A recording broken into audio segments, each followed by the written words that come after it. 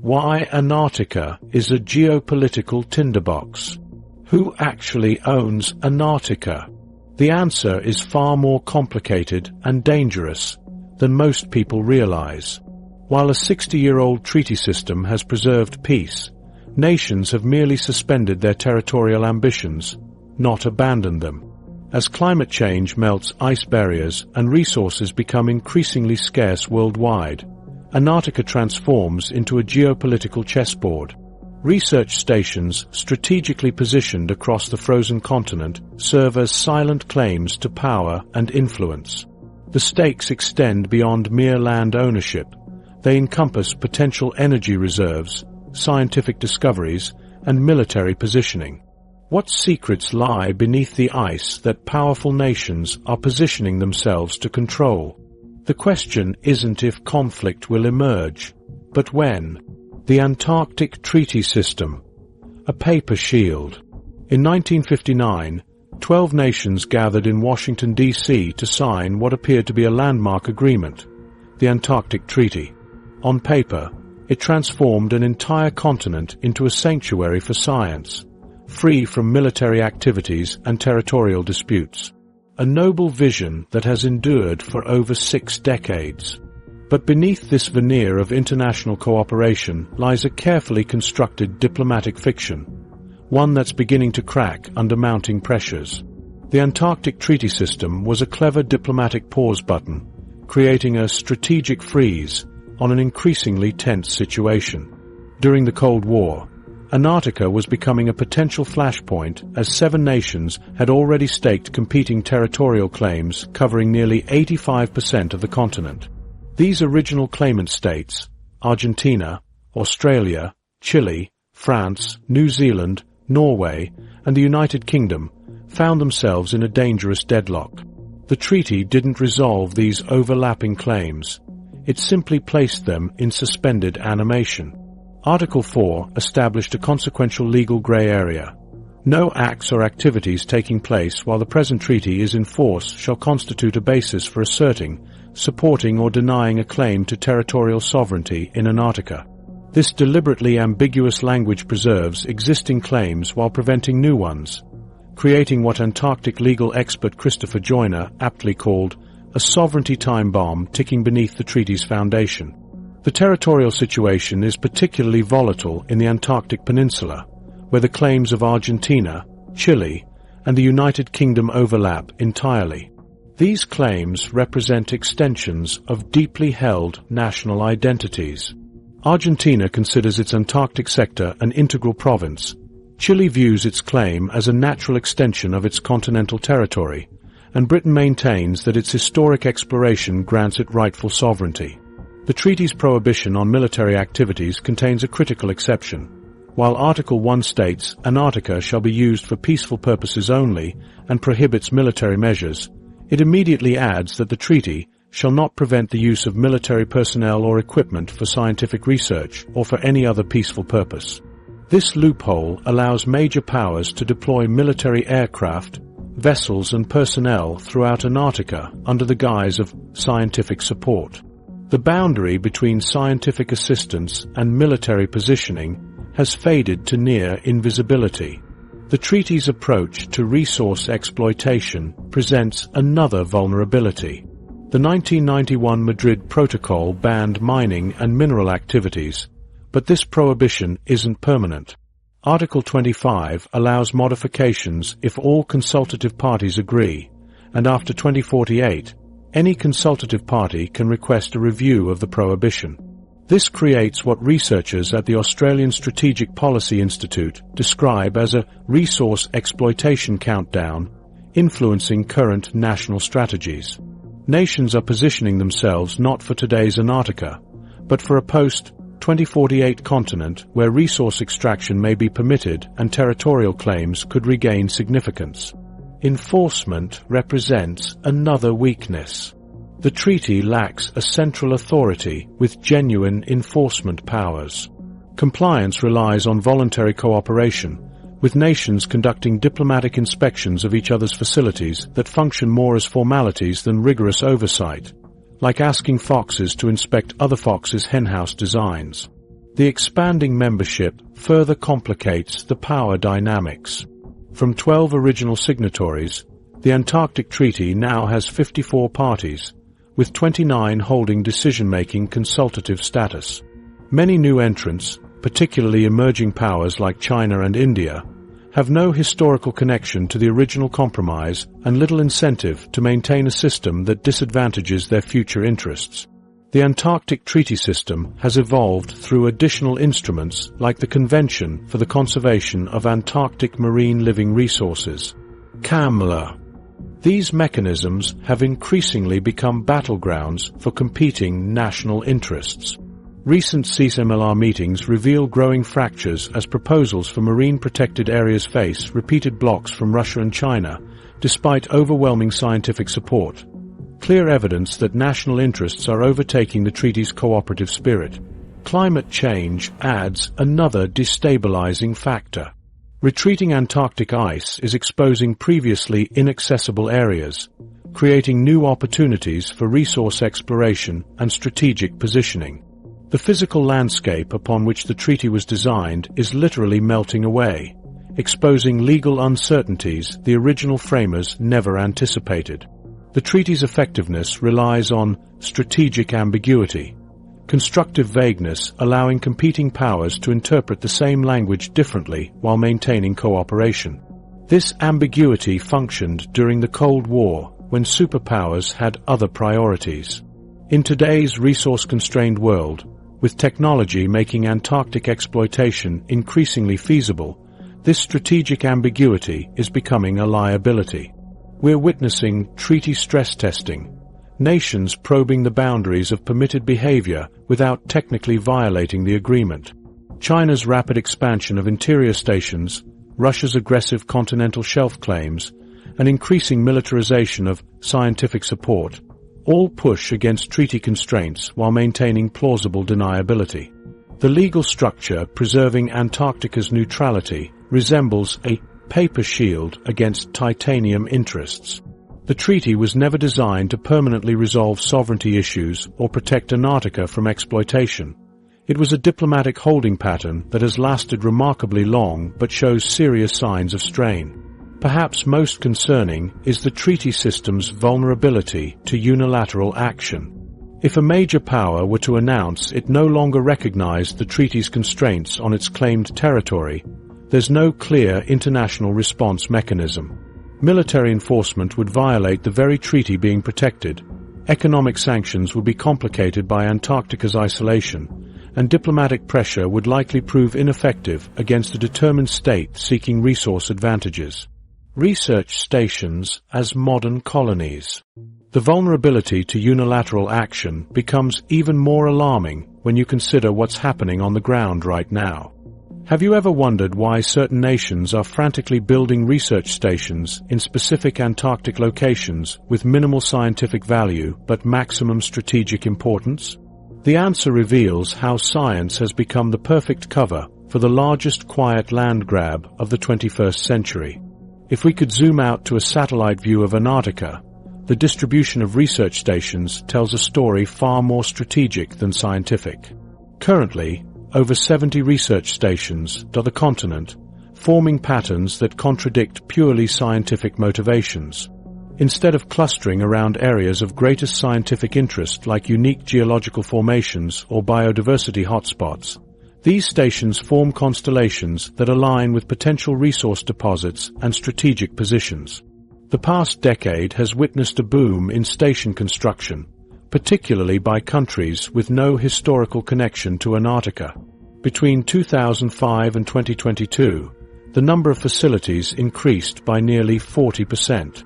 Turkey's 2019 announcement of its first Antarctic base came with justifications about climate research, yet its chosen location sits in a region with suspected rare earth element deposits, science providing convenient cover for strategic positioning.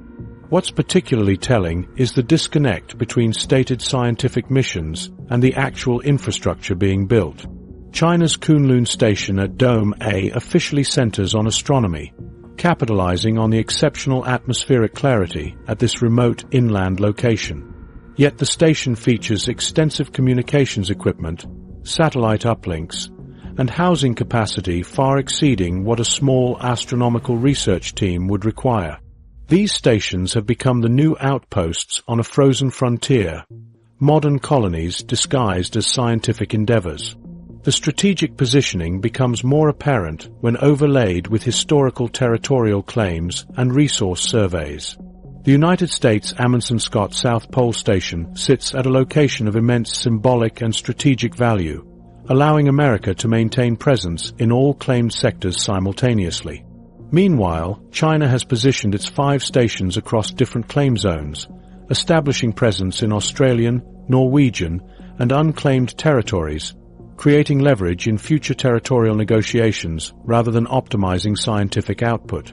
Communication infrastructure at these stations reveals dual-purpose capabilities. Modern Antarctic bases feature sophisticated satellite arrays, radar systems, and communication technology ostensibly for research data transmission and safety. However, these systems closely resemble military-grade communications networks. Australia's 2016 Defence White Paper explicitly noted concerns about dual-use technology deployed in Antarctica that could potentially support military applications despite treaty prohibitions. The physical infrastructure increasingly resembles permanent settlements rather than temporary research outposts. Modern Antarctic stations now feature modular construction, renewable energy systems, hydroponic food production, and sophisticated waste management, all components necessary for long-term habitation. Brazil's Comandante Ferraz Antarctic Station, rebuilt after a 2012 fire, now features amenities like a gymnasium, library, and video conference rooms, transforming it from a Spartan research outpost to something resembling a small community center. Year-round occupation represents another significant shift. Historically, most Antarctic facilities operated primarily during the austral summer when conditions are somewhat less extreme. Today, over 30 stations maintain winter crews, establishing continuous human presence. China's Zhongshan Station has gradually expanded its winter personnel, allowing for continuous operations regardless of season, mimicking settlement behavior rather than expedition-based research cycles. The correlation between station locations and potential resource deposits is striking. Geological surveys conducted in the 1970s, 80s identified regions with strong indicators of petroleum, natural gas, coal, and rare earth elements. When mapped against station construction over the last 20 years, over 60% of new research facilities established since 2000 are within 200 kilometers of suspected resource deposits, despite these areas constituting less than 25% of Antarctica's ice-free regions. Transportation infrastructure further reveals strategic intent. Modern Antarctic stations increasingly feature capabilities for maritime access, with enhanced port facilities and runways capable of handling large aircraft year-round, infrastructure far exceeding scientific logistics requirements but perfectly suited for potential resource extraction operations. Legal experts on polar governance have characterized these research stations as sovereignty markers, physical manifestations of national presence that could strengthen future territorial claims if the treaty system weakens. Professor Anne-Marie Brady has described China's station expansion strategy as cultivating a polar identity, through which Beijing is positioning itself to be a leading stakeholder in any future decisions about the continent's resources. Medical facilities at these stations provide another window into their true purpose. Several modern stations feature sophisticated medical suites with surgical capabilities, imaging equipment, and telemedicine systems. Russia's Bellingshausen Station medical facility underwent a significant upgrade in 2018, introducing capabilities more appropriate for supporting a small community than a research team, indicating preparation for larger, more permanent populations. The educational and cultural facilities appearing at these stations suggest nation-building rather than scientific inquiry. Some stations now host cultural events, educational programs for visiting citizens, and even wedding ceremonies, activities that establish cultural connections to Antarctic territory in ways reminiscent of how nations historically reinforced territorial claims.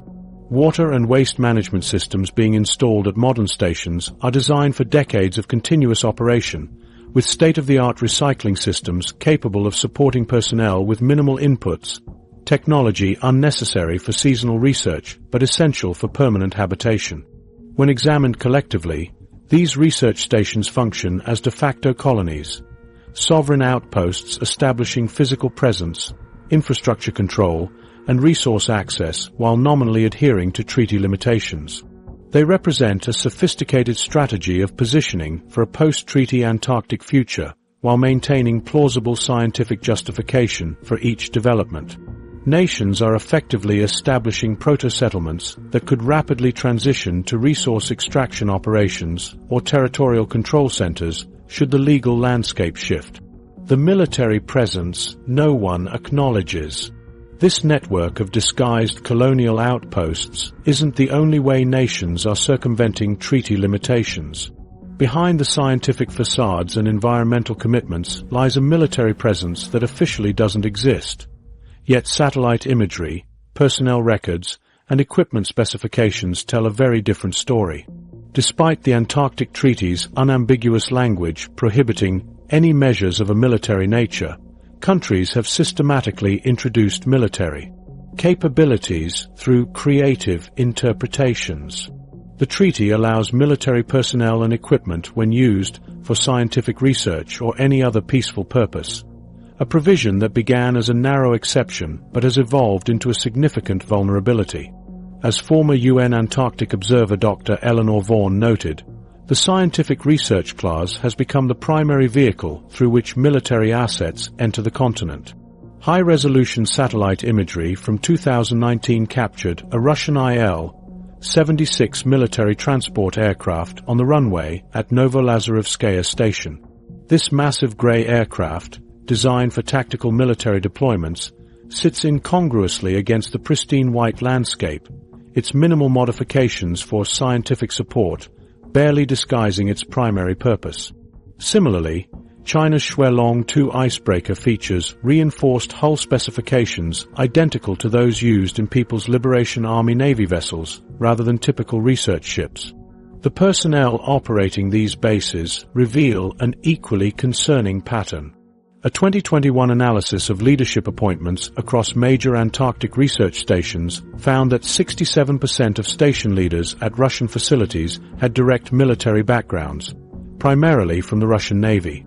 At China's Kunlun Station, the past 4 winter expedition leaders held ranks in the People's Liberation Army Strategic Support Force before their civilian Antarctic appointments. When India inaugurated its Burati Station in 2012, approximately 40% of its initial technical staff came directly from military engineering corps. Brazil's rebuilt Comandante Ferreira Station is operated almost entirely by Navy personnel, technically on loan to the civilian Antarctic program. The communication and surveillance capabilities installed at these stations further betrays their military dimensions. In 2017, specialized satellite uplink equipment was installed at Russia's Bellingshausen station with bandwidth and encryption features matching those used in Russian military command centers. Australia's intelligence assessments noted that this equipment provides continuous secure communications capacity inconsistent with the stated research objectives of the facility. China's Kunlun Station at Dome A houses a satellite ground station with tracking capabilities that can monitor signals across the entire southern hemisphere. Though officially designated for astronomical research, its technical specifications align with those used for military satellite tracking and intelligence collection. The station's isolation at the Antarctic Plateau's highest point provides an ideal location for both astronomy and signals intelligence. The transportation infrastructure further reveals the military foundation beneath scientific veneer. In 2018, China completed an emergency landing strip near its Zhongshan station with specifications matching requirements for Y-9 military transport aircraft. Similarly, Russia's Mirny Station runway is being upgraded to support fully loaded Il-76 76 military transports, far exceeding requirements for typical Antarctic research aircraft. The emergency preparedness exercises conducted at these stations are particularly telling. In 2020, personnel at Russia's Progress Station conducted a safety drill that, according to leaked photographs, included tactical formations identical to Russian naval infantry training. China's exercises at Great Wall Station featured personnel deploying in security perimeters matching PLA rapid response protocols. A comprehensive analysis reveals that 11 nations now maintain disguised military capabilities in Antarctica. Russia, China, the United States, India, Brazil, Argentina, Chile, Australia, France, New Zealand, and the United Kingdom.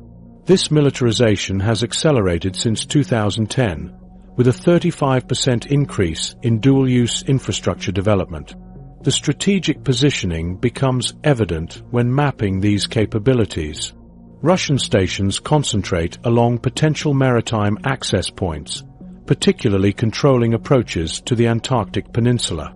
Chinese facilities form a cross-continental network providing presence in every sector with known resource potential. U.S. capabilities center around the geographic South Pole and key access points. This military presence creates a volatile situation.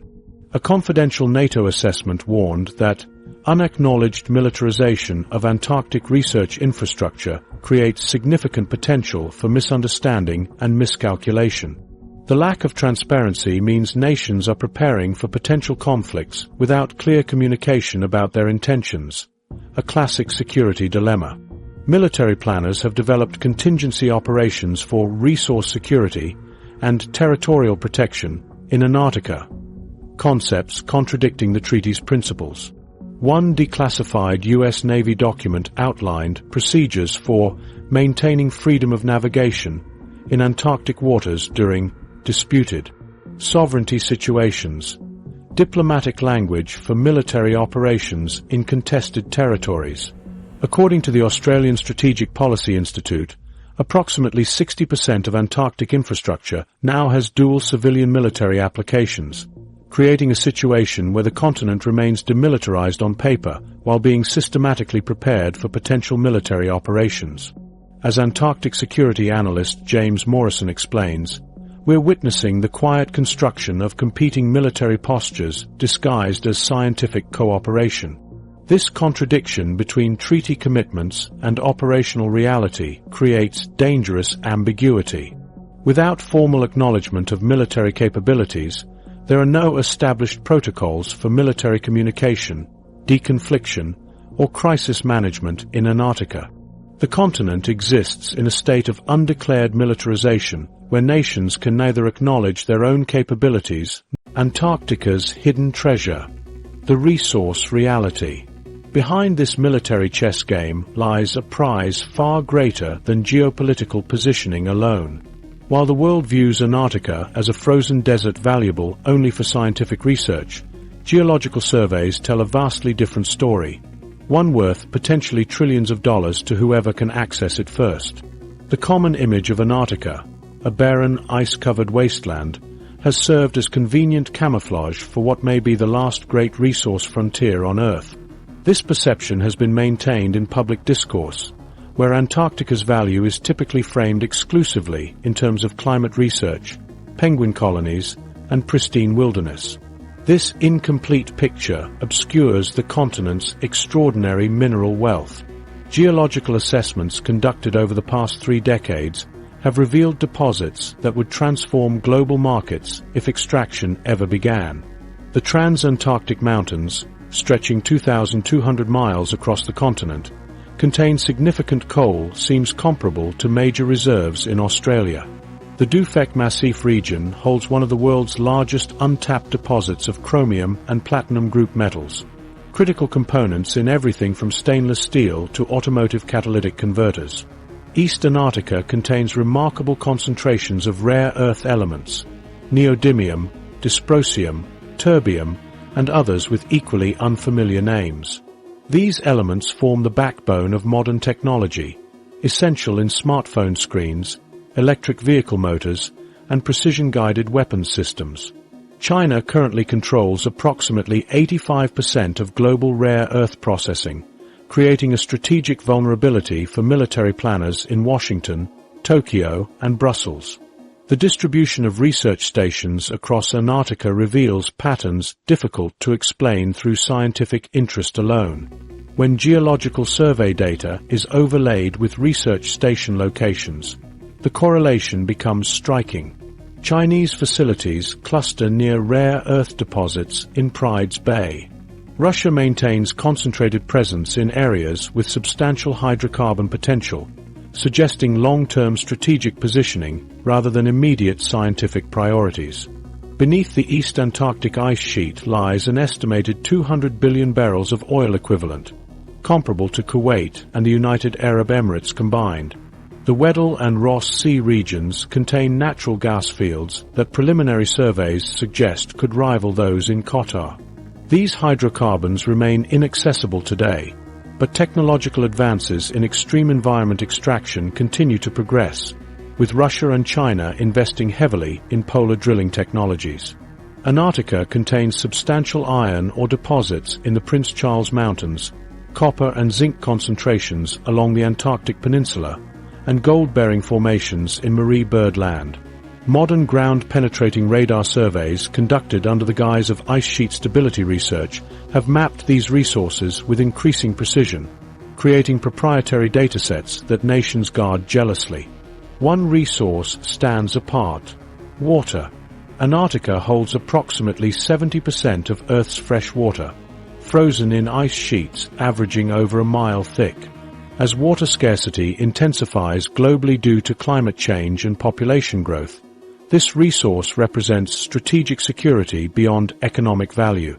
The technology to harvest and transport Antarctic ice has already been demonstrated through experimental projects, with UAE-funded research exploring iceberg towing to water-stressed regions. The biological resources of Antarctica represent another frontier of immense value. Extremophile organisms, life forms adapted to survive in Antarctic conditions, produce unique compounds with pharmaceutical applications. Bioprospecting, conducted under the pretext of basic scientific research, has already yielded antifreeze proteins, cold-active enzymes, and compounds with antimicrobial properties. The global pharmaceutical market, worth over $1.4 trillion annually, has taken notice, with major corporations partnering with national Antarctic programs. These resources are becoming increasingly accessible. Climate change has accelerated ice retreat along coastal regions, extending ice-free periods and opening new access routes.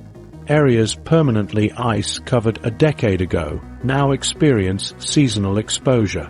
The Antarctic Peninsula, warming faster than almost anywhere else on Earth, has seen dramatic changes to its coastal geography, coinciding with technological advances in polar resource extraction. Current estimates value Antarctica's accessible mineral resources at $500 billion to $1 trillion.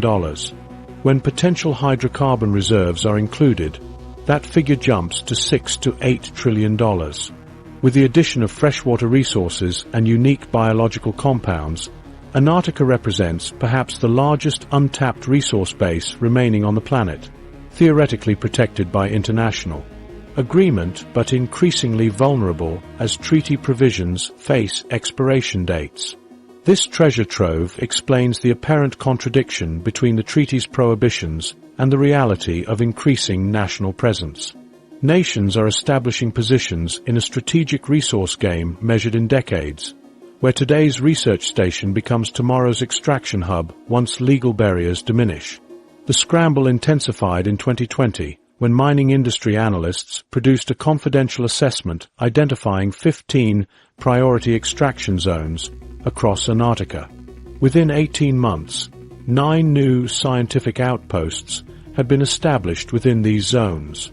Brazil's expanded presence in the Antarctic Peninsula correlates precisely with copper and rare earth deposits mapped by German geological surveys. India's Matri station sits atop what preliminary assessments suggest is one of the largest uranium deposits in the southern hemisphere. Korea's Jangbogo Station provides access to offshore methane hydrate formations that could transform the country's energy security profile. As resource scarcity increases globally, the economic and strategic incentives to exploit Antarctic resources grow stronger. Treaty provisions preventing resource extraction face their first formal review opportunity in 2048, but informal challenges through expanded scientific activities are already underway. Nations are positioning themselves for a post-treaty environment where first-mover advantage could secure trillion-dollar resources. This resource reality explains the contradiction between treaty commitments and operational capabilities.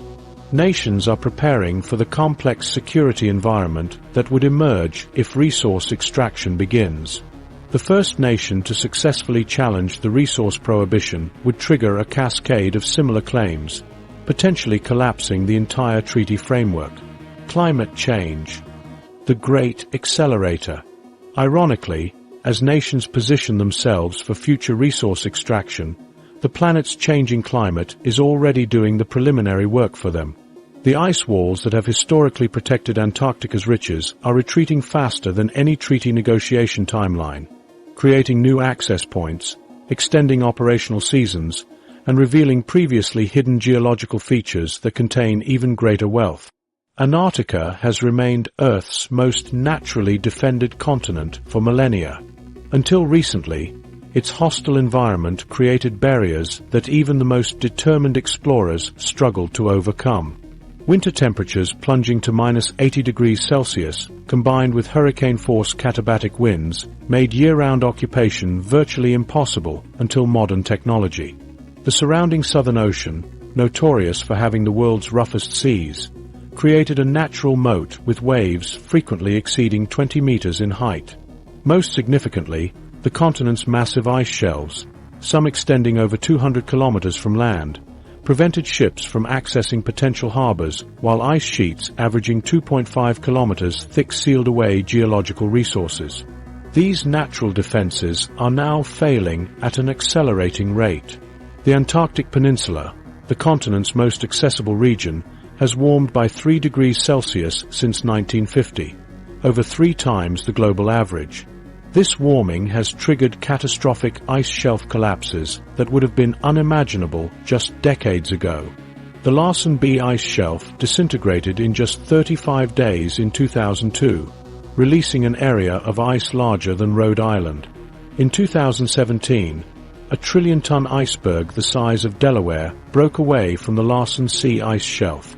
What was once considered an anomaly has become a pattern, with each fallen ice wall exposing new pathways to untapped resources. These dramatic collapses transform scientific concerns into strategic opportunities. Each major ice shelf collapse opens new waterways that allow ships to access previously unreachable coastlines. Since 2011, major ice shelf collapses have created approximately 28,000 square kilometers of newly navigable waters, an area larger than Israel suddenly becoming accessible to maritime traffic. This accessibility immediately enables resource exploration, as ships can now conduct seismic surveys in regions that were previously sealed beneath permanent ice. The operational window for Antarctic activities is also expanding dramatically. Data from coastal research stations shows that the average number of ice-free days has increased by 24% since the 1980s. The Antarctic Peninsula now experiences up to 130 ice-free days annually, over 1/3 of the year. This extended season transforms previously unviable extraction projects into economically feasible operations, fundamentally altering the calculus for nations eyeing Antarctic resources. Retreating glaciers are revealing entirely new harbors and potential port locations. A 2020 survey identified 14 newly ice-free bays along the Antarctic Peninsula that could serve as natural deep-water ports. These emerging harbors provide critical access points for nations looking to establish permanent footholds on the continent. Several nations have announced plans for expanded research facilities near these newly accessible locations, positioning themselves for future advantage. We're witnessing a direct correlation between climate-induced ice retreat and infrastructure development. Nations are designing their Antarctic facilities specifically to capitalize on these changing conditions. China's planned 6th Antarctic station at Inexpressible Island features modular sections designed to be rapidly expanded as more land becomes ice-free. Russia's academic Fedorov research vessel conducts annual surveys specifically targeting newly exposed coastlines for potential infrastructure development. The technological race for cold-weather resource extraction has accelerated in perfect synchronicity with Antarctic warming. Between 2010 and 2022, patent filings for polar resource extraction technologies increased by 312%. These innovations focus specifically on operating in transitional environments, areas shifting from permanent ice cover to seasonally accessible conditions. Major resource companies have developed specialized drilling platforms for partially ice-covered waters, mobile processing facilities for brief operational windows, and autonomous underwater vehicles capable of mapping resources beneath remaining ice. A 2021 analysis revealed that 73% of cold weather extraction patents filed by major energy companies included specific references to Antarctic geological formations in their technical specifications. While directly prohibited from current Antarctic resource activities, these companies are clearly developing capabilities with the continent's specific conditions in mind. Climate modeling projections suggest Antarctica's accessibility will increase exponentially over coming decades. Current mid-range scenarios predict that by 2050, the Antarctic Peninsula could experience up to 200 ice-free days annually, essentially transforming it into a seasonally ice-free environment similar to the Arctic today. The Amundsen Sea region, containing some of Antarctica's richest mineral deposits, could see its protective ice shelves completely collapse within the same time frame. The combination of weakening natural barriers, expanding operational seasons, and targeted technological development creates perfect conditions for a resource rush.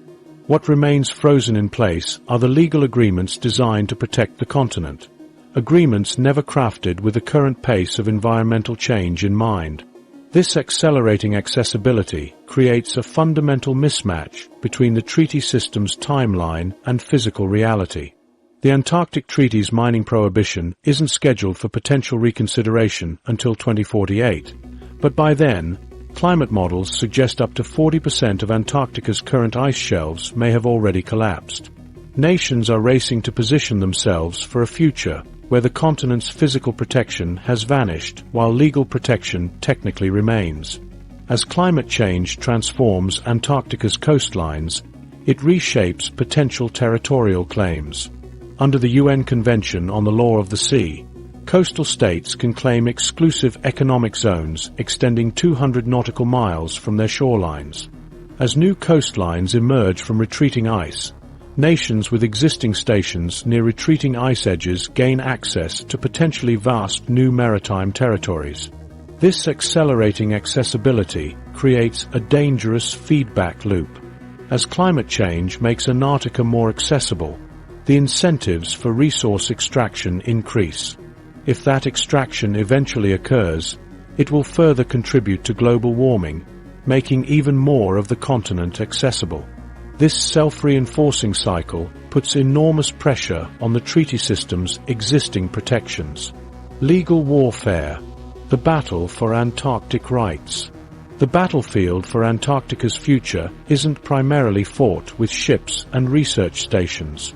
It's unfolding in conference rooms and legal chambers thousands of miles from the ice, where the weapons are footnotes, procedural maneuvers, and carefully crafted legal documents most people will never read. As nations position for advantage, they're creating a complex web of legal claims and precedents designed to activate the moment the treaty system shows weakness. Understanding this legal maneuvering requires looking beyond the Antarctic Treaty to the broader international legal framework governing territorial claims. The UN Convention on the Law of the Sea, UNCLOS, has become a particularly powerful tool, allowing nations to establish rights to undersea continental shelves extending up to 350 nautical miles from their coastlines. This creates a critical backdoor to Antarctic control. Argentina's 2009 Continental Shelf submission to the UN Commission on the Limits of the Continental Shelf represents a masterclass in legal positioning. While carefully avoiding direct mention of Antarctic territories, Argentina included coordinates that precisely match its previously frozen Antarctic claim. When questioned, Argentine officials maintained they were merely preserving rights under international law, not violating the Antarctic Treaty. This strategic ambiguity allows Argentina to simultaneously honor the treaty while establishing the legal groundwork for future claims. Russia has extended this approach with its 2021 Continental Shelf submission, which included detailed bathymetric surveys of the seabed extending from its claimed Antarctic sector. Meanwhile, nations are establishing symbolic presence through naming conventions. Since 2014, China has named over 46 Antarctic geographical features, focusing particularly on areas with resource potential. Each named feature becomes documented in international registries and scientific literature, creating citation trails that strengthen future territorial arguments. Russia has similarly accelerated its naming program, with 38 new Russian-language place names registered since 2018. As Dr. Elena Kisimova of the Moscow State Institute of International Relations explains, these submissions are designed to create legal time capsules that can be activated when political circumstances permit, paper trails that remain dormant now but could become the foundation for resource claims later. Environmental protection initiatives serve as another sophisticated legal strategy.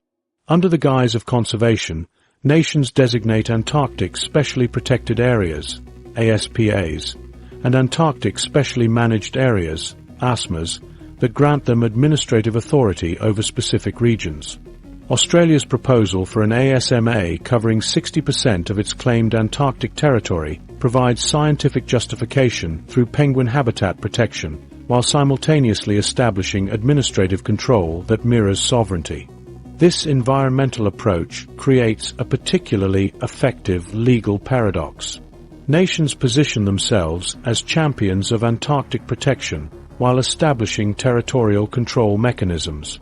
A nation administering protected areas gains legitimate oversight of all activities within them, from research to tourism to resource surveys. Over time, this administrative authority can evolve into de facto control, reinforced by continuous presence and documentation. The legal battle extends to cultural heritage as well.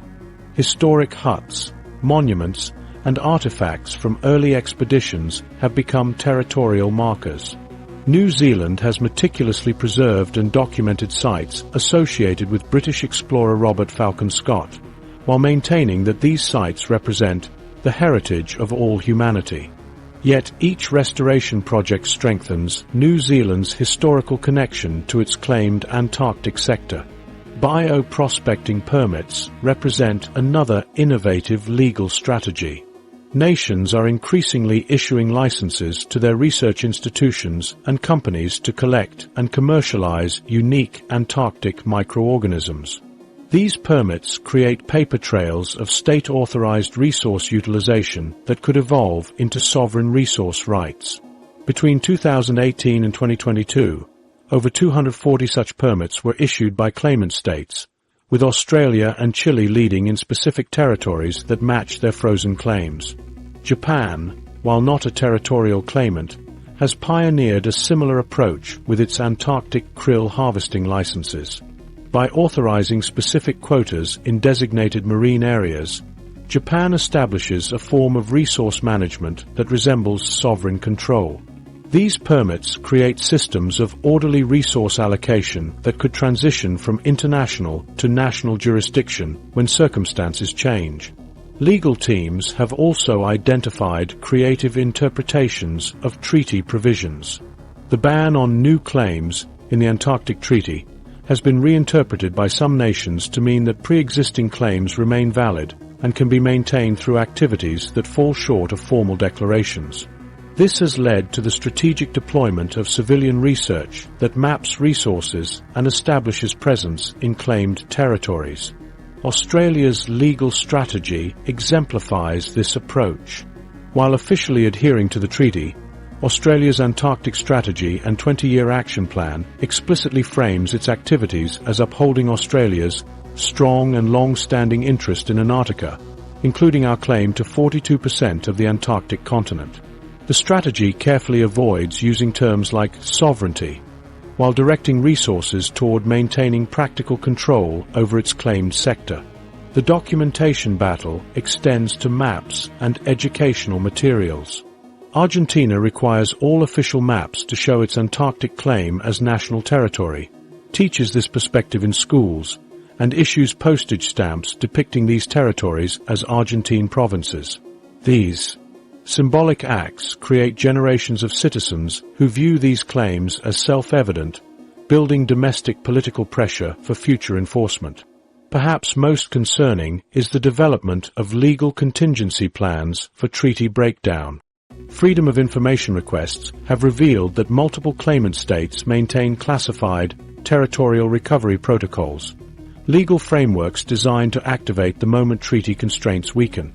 Dr. Jonathan Markham of the International Institute for Strategic Studies describes these parallel legal systems as sovereignty in waiting, noting that nations have drafted complete legal codes for their Antarctic claims that exist in government archives, ready for implementation when political conditions allow. What makes this legal maneuvering particularly effective is that it unfolds quietly, without dramatic headlines. Most citizens remain unaware that nations are establishing elaborate legal frameworks for eventual Antarctic control, believing the continent remains protected by treaty provisions. This quiet approach prevents the formation of opposition Science while as legal sovereignty. foundations The are Lake established. Vostok Strategy. Beneath 2.5 miles of Antarctic ice lies Lake Vostok, a pristine water body untouched by humans for millions of years until Russian drills pierced its surface in 2012.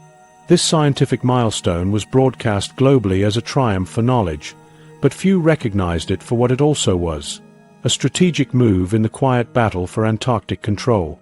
Lake Vostok represents one of Earth's most extraordinary environments, a freshwater time capsule sealed beneath the East Antarctic ice sheet for 15 to 25 million years.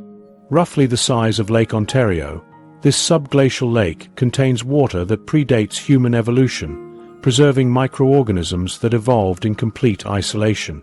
When Russian scientists broke through after decades of drilling, they unlocked both scientific treasures and a powerful sovereignty claim. Russia's approach to Lake Vostok illustrates the sophisticated integration of science and strategic positioning. The drilling project began in the Soviet era, but gained significant momentum after 2000 when geophysical surveys identified mineral deposits in the lake's vicinity. While Russian officials publicly emphasized the purely scientific nature of the Vostok drilling, internal documents from Rosatom, Russia's meteorological service, explicitly noted the project's importance for establishing historical priority in East Antarctica. The Lake Vostok project received a 300% funding increase between 2007 to 2011, coinciding with Russia's preparation of continental shelf claims. When Russian scientists successfully reached the lake in February 2012, President Putin personally congratulated the team, declaring it a great event for global science. The drilling technique developed by Russian engineers is now considered proprietary technology, giving Russia unique capabilities for accessing subglacial environments across Antarctica. This pattern of using scientific achievements to establish territorial connection extends beyond Russia. Nations increasingly fund Antarctic research that serves dual purposes, generating valuable scientific data while strategically positioning themselves in areas with resource potential or territorial significance. During the International Polar Year of 2007 to 2008, nations with territorial claims directed 78% of their projects to locations within their claimed sectors. This pattern becomes apparent when examining ice core drilling sites across East Antarctica, which cluster along the borders of overlapping territorial claims rather than at locations of optimal scientific interest. Scientific firsts create powerful historical narratives that nations leverage for territorial legitimacy. After South Korean researchers discovered a 2,000-year-old lichen specimen near their Jangbogo station in 2019, the Korean Polar Research Institute quickly designated it a Korean Antarctic Natural Monument, establishing a cultural heritage connection despite Korea having no historical presence in Antarctica before the 1980s. The United States has similarly used scientific achievements to maintain influence. The Ice Cube Neutrino Observatory at the South Pole represents cutting-edge astrophysics research while ensuring American presence at Antarctica's most symbolically important location. The $279 million facility, while genuinely advancing our understanding of subatomic particles, provides justification for maintaining the Amundsen-Scott South Pole Station in a location with minimal scientific advantage for most Earth sciences but maximum geopolitical significance. China's approach to scientific sovereignty is particularly sophisticated. The Kunlun Station at Domei houses China's Antarctic Astronomy Center, taking advantage of exceptional viewing conditions at one of Antarctica's highest points. Astronomical research provides perfect justification for establishing presence in a deeply interior location with limited other scientific value. The station's equipment requires minimal personnel, yet China maintains a significantly larger winter crew than needed for these operations. According to Professor Anne-Marie Brady's analysis, China's astronomical research at Domei creates a narrative of Chinese scientific capability while establishing physical presence in a location of future strategic importance. The site sits at the junction point of Australian, French, and unclaimed Antarctic territory, giving China potential influence in 3 sectors simultaneously. The competition to discover and name geographical features represents another form of scientific sovereignty. New Zealand's 2018 to 2021 Ross Sea Floor Mapping Initiative charted previously unmapped underwater features, allowing New Zealand to name 23 new seamounts and canyons, establishing naming rights recognized in international cartography. Australia's Antarctic Division has systematically prioritized geological and biological surveys along the margins of its claimed territory, with particular focus on areas adjacent to French and Norwegian claims. Between 2016 to 2022, Australian researchers identified and named 412 new Antarctic species, predominantly from these border regions. The strategic funding of scientific projects extends to biological discovery. The Antarctic Genomics Expedition, led by the United Kingdom, concentrated 70% of its sampling sites within the British Antarctic Territory despite representing only about 20% of Antarctica's coastal environments. When questioned about this distribution, project leaders cited logistical convenience rather than scientific criteria. Scientific stations themselves are evolving beyond research facilities into permanent settlements that function as sovereign outposts. India's Bharati station includes infrastructure for hydroponics, advanced telecommunications, and expandable living quarters. Internal planning documents describe it as a permanent Indian presence, with capacity for future development phases unrelated to current scientific projects. The competition between Chile and Argentina in the Antarctic Peninsula represents perhaps the most transparent example of science as sovereignty. Following Argentina's 2015 discovery of a new penguin colony at Hope Bay, Chile immediately launched its own penguin census that contested Argentina's population counts and research methodology.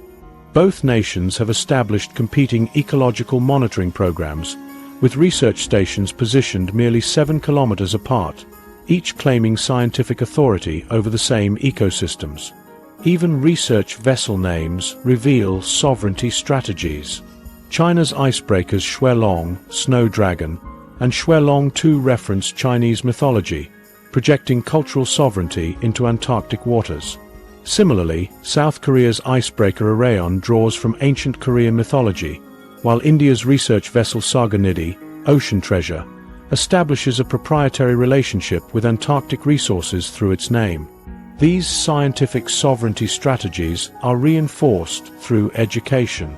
Russia's Antarctic Classroom program has connected over 400,000 Russian students with scientists at Antarctic stations since 2017, building public support while establishing an emotional and cultural connection to Antarctica in the next generation of Russian citizens.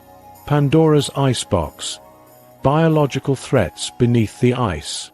As nations jostle for scientific sovereignty in Antarctica, they may be overlooking the most dangerous discovery of all. Hidden within those ancient ice sheets and subglacial lakes are microorganisms that evolved in isolation for millions of years, organisms our immune systems have never encountered and our antibiotics weren't designed to fight. The scientific race toward exploration could inadvertently trigger biological consequences far beyond national interests. The subglacial environment of Antarctica represents one of Earth's most extreme and isolated ecosystems. For millions of years, these pockets of liquid water have remained completely cut off from the surface world, creating biological time capsules where microorganisms follow entirely different evolutionary paths. When researchers examine ice cores from varying depths, they're essentially looking backward through time. A 2019 study published in Scientific Reports documented viable microorganisms recovered from ice as old as 420,000 years, with genetic sequences showing significant divergence from their modern counterparts. What makes these findings particularly concerning is that many of these microorganisms remain viable after thawing. In 2021, researchers at the University of Oregon successfully revived bacteria from Antarctic ice cores dating back 300,000 years. After being dormant for 3,000 centuries, these microbes resumed metabolic activity within 48 hours of thawing. These dormant organisms can spring back to life with remarkable speed when conditions change. The risk became tragically real in 2016, when an anthrax outbreak in Siberia killed a 12-year-old boy and hospitalized dozens. Unusually warm temperatures had thawed permafrost containing spores from a reindeer carcass buried 75 years earlier. Over 2,300 reindeer died in this outbreak as the dormant pathogen rapidly reactivated. Dr. Birgitta Evengard, professor of infectious diseases at Umeå University, termed this microbial awakening and warned that what happened in Siberia is a small-scale version of what could happen if more ancient pathogens emerge from thawing ice. The Antarctic situation presents an even greater risk profile. While Siberian permafrost harbors pathogens from the relatively recent past, Antarctic ice sheets potentially contain microorganisms that haven't interacted with humans or modern animals throughout our entire evolutionary history.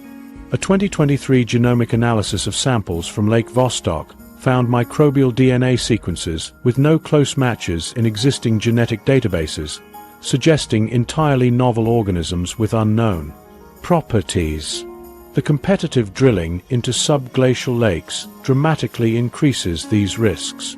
Current drilling operations often prioritize scientific firsts over comprehensive safety protocols. When examining the procedures used in the Lake Vostok breakthrough, microbiologist Dr. Sergei Bulat of the Petersburg Nuclear Physics Institute acknowledged, the drilling technology was primarily designed for ice core extraction, not for maintaining biological isolation between the surface and subglacial environments.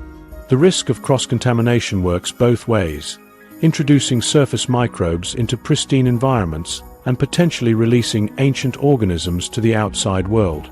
An investigation by the International Panel on Antarctic Biosafety in 2022 found that only 43% of Antarctic research stations had adequate quarantine facilities for handling potentially hazardous biological materials.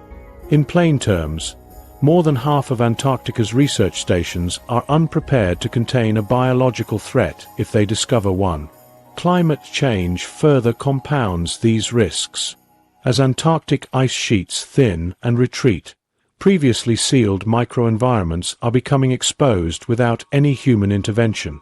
A 2023 remote sensing study identified over 70 locations where subglacial water has reached the surface in previously stable areas since 2000. Dr. Warwick Vincent of Laval University termed these biological release points. We're witnessing the unplanned opening of evolutionary time capsules across the continent. The warming climate also affects ice shelf stability. The Larsen A ice shelf collapse in 1995 released microbial communities that had been isolated under the ice for approximately 10,000 years. Within months, these microorganisms had dispersed throughout the newly exposed marine environment. Ancient microbes can reintegrate into modern ecosystems with alarming speed when barriers disappear.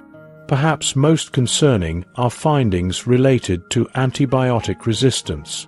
A 2020 study published in Environmental Science and Technology reported that bacteria recovered from Antarctic ice, predating the antibiotic era, already carried genes conferring resistance to modern antibiotics.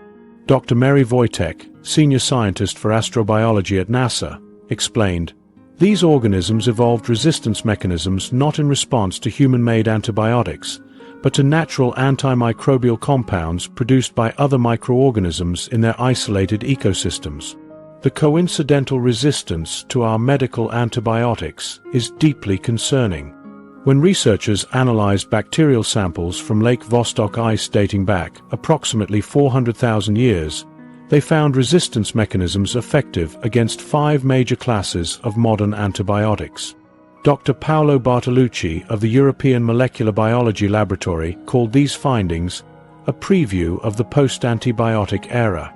Microorganisms that evolved entirely independently from our medical interventions may render our current treatment approaches obsolete. Biosafety experts have expressed particular concern about the rush to explore Antarctica's subglacial lakes without adequate precautions. Dr. Malin Kennicott, former president of the Scientific Committee on Antarctic Research, stated in a 2021 interview, "We're treating these environments like simple scientific curiosities rather than potential Pandora's boxes." The combination of scientific competition, territorial positioning, and inadequate biosafety creates the perfect conditions for a biological incident. A 2022 modeling study published in the Journal of Applied Microbiology examined potential outcomes if just one previously unknown pathogen from Antarctic ice entered the global ecosystem. The researchers concluded that such an organism would encounter no existing immunity in human or animal populations and could spread rapidly before detection systems identified it as novel. This threat extends beyond human health to agricultural systems and wildlife, potentially endangering global food security. The dragon in the south. China's Antarctic ambitions. While ancient microbes might threaten our food security, a more immediate power play is reshaping Antarctica's future. Beyond the ice lurks a nation whose polar ambitions have expanded faster than any other in history, transforming from Antarctic newcomer to continental powerhouse in less than 4 decades. What makes China's Antarctic strategy so significant is its systematic execution across scientific, legal, and infrastructural domains.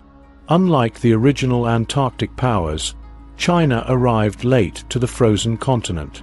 When Beijing established its first research station, Great Wall, on King George Island in 1985, most Antarctic scientific programs were already decades old. The timing is significant. China entered Antarctica just as the continent's governance structure was solidifying through additional protocols to the Antarctic Treaty System. This late entrance positioned China not as an architect of Antarctic governance, but as a participant in a system designed primarily by Western powers. From these modest beginnings, China's growth has been remarkable, like a small spark growing into a powerful blaze across the frozen landscape. The single coastal outpost has evolved into a comprehensive network of 5 permanent research stations strategically placed across different regions of Antarctica. This expansion includes Kunlun Station at Dome A, one of the most challenging and scientifically valuable locations on the continent, and Taishan, a crucial inland logistics hub. A 6th station under construction in the Ross Sea will complete a network giving China presence in every major sector of Antarctica. China's approach is distinctly strategic in its geographic distribution. While most nations concentrate research in a single region, China has deliberately established presence across multiple territorial claim zones. This ensures Chinese access to diverse environments while giving Beijing a physical stake in every potential future territorial arrangement, a cross-continental positioning that contrasts sharply with other Antarctic powers whose stations typically cluster within their historical claim areas. The infrastructure supporting this expansion reveals China's long-term vision. Since 2013, China has committed over $3 billion to polar capabilities, emphasizing transportation assets. The 2019 launch of the Shuelong 2 icebreaker doubled China's heavy icebreaking capacity. This vessel, unlike its predecessor, was domestically designed and built, demonstrating China's new self-sufficiency in polar technologies and reducing dependency on foreign support. This push for self-reliance extends to air capabilities. The 2018 construction of a 1,500-meter runway near Zhongshan Station created China's first fixed-wing aircraft facility in Antarctica, enabling direct flights from southern China and bypassing traditional gateways through Australia, New Zealand, or Chile. By 2022, successful test flights of Y-20 transport aircraft created an independent logistics channel free from potential restrictions by other nations, a critical element of China's broader strategy for autonomous operations. Examining China's infrastructure reveals priorities beyond published scientific agendas. Construction projects consistently exceed the facilities needed for declared research missions. Satellite imagery shows the Kunlun Station expansion tripled the station's built area, while the stated scientific staff remained unchanged. Similarly, communications arrays include redundant systems with bandwidth capabilities far beyond typical scientific requirements. China's strategy extends beyond physical infrastructure to administrative control through formal governance mechanisms. In 2019, China proposed its first Antarctic specially managed area around Kunlun Station at Dome A. If approved, this designation would give China management authority over approximately 8,000 square kilometers of central East Antarctica, an area selected for both scientific value and strategic position. While framed as environmental protection, this would effectively create a zone of Chinese administrative jurisdiction within territory claimed by Australia. The scientific operations themselves carry strategic undertones. Since 2015, Chinese expeditions have conducted comprehensive geological and biological resource surveys throughout East Antarctica and parts of the Ross Sea. These missions have mapped mineral deposits, hydrocarbon reservoirs, and marine resources, data vital for any future resource development. China openly acknowledges these ambitions in policy documents. The 2017 Vision for Maritime Cooperation under the Belt and Road Initiative explicitly incorporated Antarctica into China's global development strategy. China's 2018 Arctic policy contained references to polar regions extending beyond the Arctic to include Antarctica, positioning the continent as a frontier for Chinese influence. The legal dimension of China's strategy shows particular sophistication. While maintaining public commitment to the Antarctic Treaty, China has preserved future options by neither recognizing existing territorial claims nor renouncing the possibility of making its own. This legal ambiguity maximizes flexibility as the treaty system approaches its critical 2048 review period. In less than 4 decades, China has fundamentally altered Antarctic geopolitics, transforming from peripheral player to the most dynamically expanding presence on the continent. While traditional powers remain constrained by historical commitments and domestic politics, China pursues a comprehensive strategy unencumbered by such limitations. The implications for Antarctic governance are profound. China's expanding physical presence increases its influence over continent-wide decision-making through the treaty consultative meeting process. By establishing infrastructure, conducting wide-ranging research, and pursuing administrative authority, China creates facts on the ice that will shape Antarctica's future regardless of legal developments. What makes this approach particularly effective is China's strategic patience. Rather than challenging the Antarctic Treaty System directly, Beijing works within existing frameworks while building capacity for future possibilities. participating in Antarctic governance while simultaneously positioning itself for scenarios where current treaty restrictions might weaken. The contrast with other polar powers highlights China's unique approach. While Russia maintains Soviet-era infrastructure and the United States focuses on preserving rather than expanding its presence, China's methodical expansion stands out for both its scope and strategic coherence, the diplomatic equivalent of a long march across the ice. Antarctica 2050. The coming Cold War.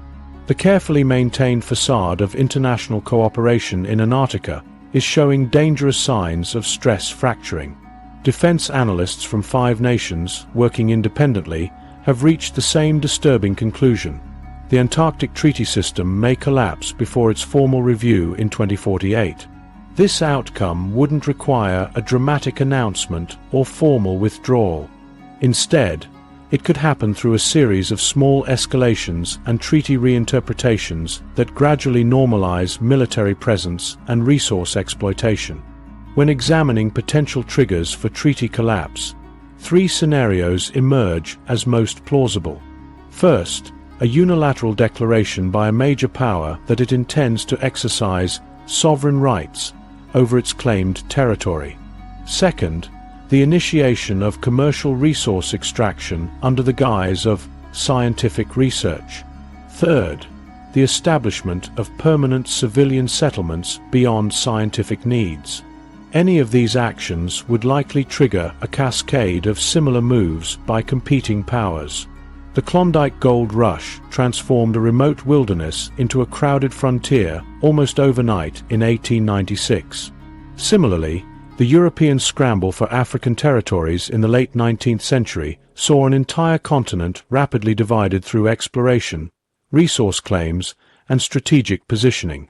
Antarctica's resource value exceeds both examples, complicated by existing territorial claims and military rivalries. Military strategists have studied these possibilities extensively. Between 2017 to 2022, naval war colleges in the United States, United Kingdom, and Australia conducted classified war games modeling Antarctic conflict scenarios. These simulations, essentially frozen chess matches where each move carries strategic weight, revealed 3 critical vulnerabilities: control of maritime approaches through the Drake Passage, dominance of key elevation points for surveillance, and rapid force deployment capabilities in extreme conditions. The Drake Passage stands as the most likely flashpoint. This primary shipping route between the Atlantic and Pacific Oceans in Antarctic waters holds immense strategic value. Controlling this choke point grants tremendous leverage over resource extraction and transportation. The area has experienced a 35% increase in research facilities over the past decade, a clear indicator of strategic interest, with China, Russia, and Chile all expanding their presence. If territorial claims were suddenly enforced, Antarctica would fragment along predictable lines. The 7 original claimant nations would assert control over their sectors. Australia would face enormous challenges administering its claim covering 42% of the continent. Argentina and Chile would experience immediate border tensions where their claims overlap with each other and British territory. Nations with substantial infrastructure but no historical claims, particularly China and Russia, would likely declare new territories based on their effective occupation through research stations. Antarctic security expert Dr. Cassandra Stokes projects, by 2050, Antarctica could divide into 3 primary influence zones. The peninsula would become contested between South American nations, Britain, and China. East Antarctica would see Australia and China in a standoff with Russian interests. West Antarctica would likely fall under American influence, with New Zealand as a key partner. Antarctic conflict would differ dramatically from traditional warfare. The environment makes conventional military operations extraordinarily difficult. Competition would manifest through specialized forces capable of operating in polar conditions, unmanned systems, and control of key infrastructure. Satellite imagery from 2021 revealed that 4 nations have constructed facilities convertible to forward operating bases, with reinforced structures, expanded fuel storage, and communications arrays exceeding scientific requirements. Military planners categorize Antarctic assets by strategic importance: deep water ports and long runways, Tier 1, elevated positions for surveillance, Tier 2, and facilities near resource deposits, Tier 3.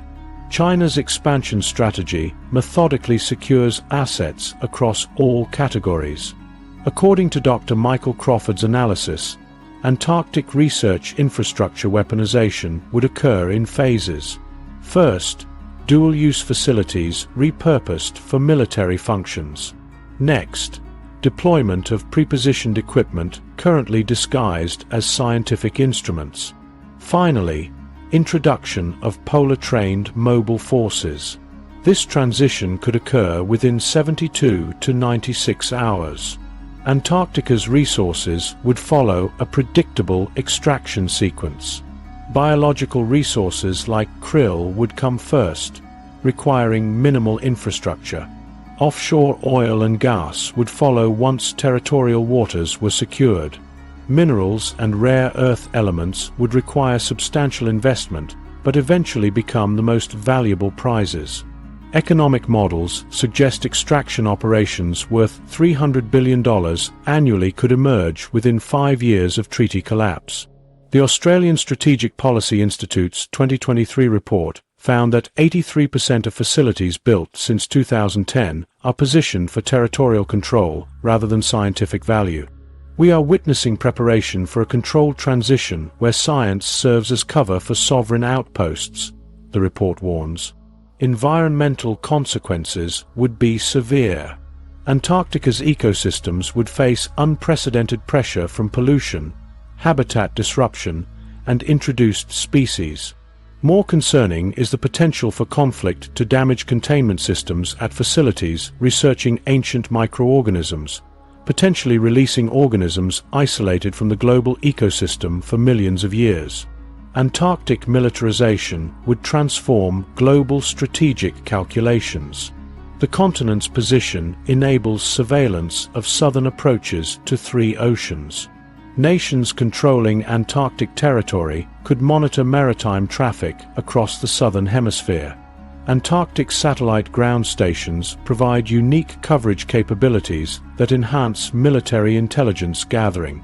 These advantages explain the close connections between defense establishments and Antarctic programs despite treaty prohibitions.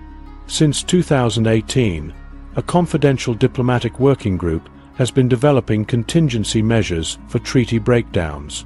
Their existence, revealed in leaked cables, suggests high-level recognition that the Antarctic Treaty System may be faltering.